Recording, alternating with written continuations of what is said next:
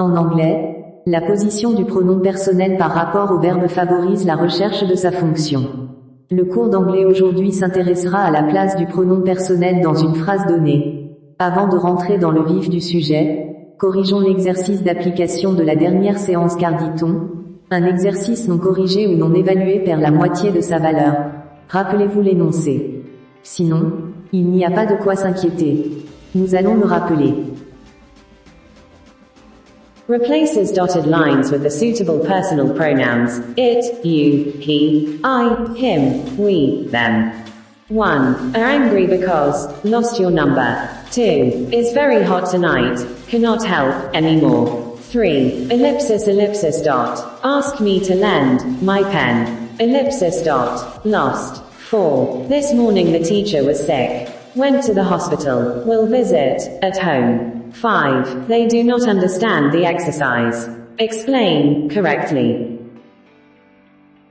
I replace dotted lines with the suitable personal pronouns, it, you, he, I, him, we, them. 1. You are angry because you lost your number. 2. It is very hot tonight.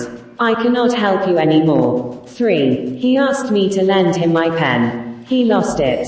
4. This morning the teacher was sick. He went to the hospital. We will visit him at home.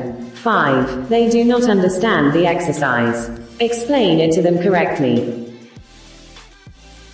Expliquons un peu les choix des pronoms proposés comme bonne réponse. 1. You est la bonne réponse au niveau des premiers pointillés ainsi qu'au deuxième pointillé à cause de la présence de your.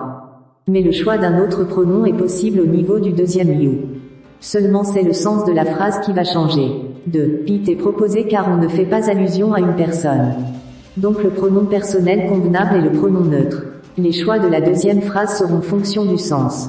3. Le choix sera fonction du sens de la phrase qu'on veut. Attention, il doit y avoir une concordance entre le pronom personnel sujet et le pronom personnel complément. La deuxième phrase suit la logique de la première. Mais il n'y a aucune possibilité de contourner le it. C'est le seul pronom convenable. 4. I est choisi car il remplace the teacher. Troisième personne du singulier. She aussi marche. En lieu et place du we, autre pronom marche en fonction du sens. Him est en concordance avec I. 5. It, pronom personnel neutre est choisi pour remplacer exercises. Them est en concordance avec they. Revenons à la notion de ce jour. Observons ces quelques phrases qui vont suivre pour soutenir ce que nous avons affirmé au début de la séance. 1. I am so glad. 2. This book belongs to me. 3. He catched them in the forest. 4. His bike is spoiled. She replaced it with this new bike. La traduction donne ce qui suit. Appuie sur pause. Repars en arrière pour t'essayer dans la traduction avant de revenir pour suivre la lecture de la vidéo. Tu n'y es pas obligé. Mais c'est la bonne manière d'apprendre. Traduisons-les ensemble. 1. Je suis très content. 2. Ce livre m'appartient. 3. Il les a capturés dans la forêt. 4. Son vélo est gâté. Elle l'a remplacé par ce nouveau vélo. Pour parvenir à la conclusion à laquelle on s'attend, identifions les différents pronoms personnels dans la traduction française, puis trouvons leur place par rapport au verbe conjugué dans chaque phrase. Je est le pronom personnel sujet dans la première phrase. Il est placé avant le verbe. De même que son correspondant anglais, I, M' dans la deuxième phrase, est un pronom personnel complément. Lui, est placé avant le verbe tandis que son correspondant anglais me, est placé après le verbe. Dans la troisième phrase, nous avons deux pronoms personnels, il, et les. Comme on l'a vu dans la séance précédente, il, est le sujet, et les, le complément. On peut constater qu'ils sont tous placés avant le verbe. Par contre, them, dans la phrase anglaise est situé après le verbe. La quatrième phrase ne contient aucun pronom personnel, mais la cinquième, elle, en contient. Elle est d'ailleurs construite sur le même modèle que la troisième. Et on peut faire la remarque semblable sur la troisième phrase anglaise. It, qui est le complément est placé après le verbe conjugué.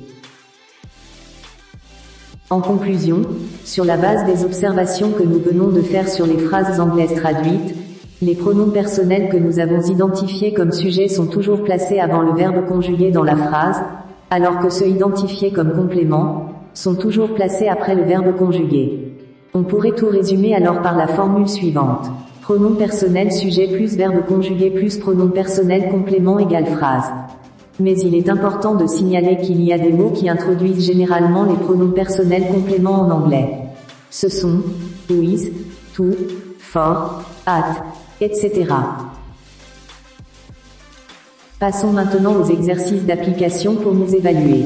A. Traduis les phrases suivantes. 1. Ils nous ont raconté une très belle histoire. 2. Ton chien n'est pas vacciné. Tu leur avais promis de le vacciner la semaine dernière. B. Range les phrases suivantes selon l'ordre normal de structuration de la phrase. 1. Someone them ask if you should help. 2. You did yourself hurt. 3. Last time was you sick. Spoke about me itchy too. Ce sera tout pour aujourd'hui. Rendez-vous à la prochaine séance pour la correction. Au revoir.